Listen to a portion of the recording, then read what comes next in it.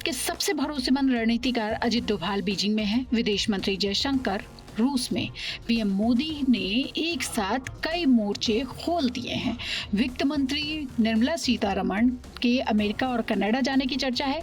वाणिज्य मंत्री Piyush Goyal 200 business delegation के साथ जापान में हैं। इसके अलावा अर्जेंटीना, चिली, ब्राजील भी पीएम मोदी के एजेंडे में है। यानी पीएम मोदी ने एनएसए डोभाल और धुरंधर मंत्रियों की एक टीम एक साथ मैदान में उतार दी है।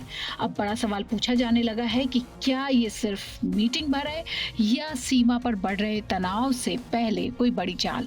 मैच से पहले कप्तान फील्डिंग सेट कर रहा है, लेकिन यहाँ मैच क्रिकेट का नहीं, पहले बात चीन की। तो सितंबर में ब्रिक्स सम्मेलन है। मोदी और शी जिनपिंग की संभावित मुलाकात भी हो सकती है।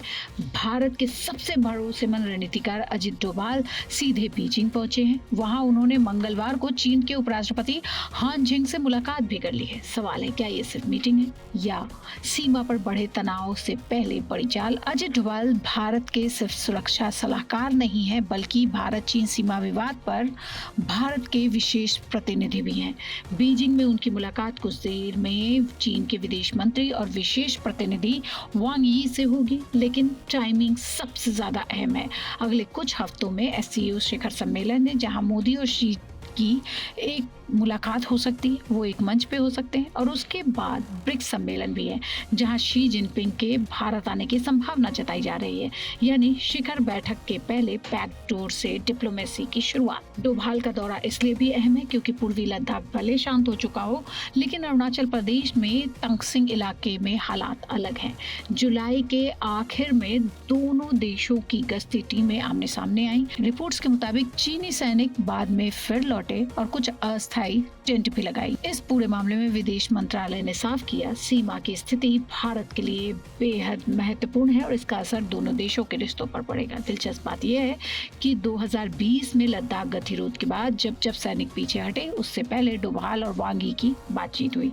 यानी ये दोनों सिर्फ बातचीत नहीं करते, बल्कि कई बार जमीन पर फैसलों की नींव भी यही रखते हैं।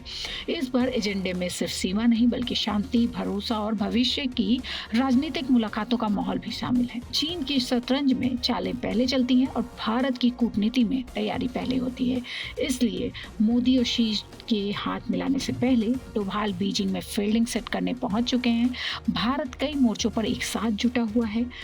अब ये देखना है कि क्या ये सिर्फ तैयारी बातचीत की है या सीमा पर भी इसका असर दिखाई देगा। ये रिपोर्ट आपको कैसी लगी हमें जरूर बताएं और देखते रहिए आज तक डिजिटल।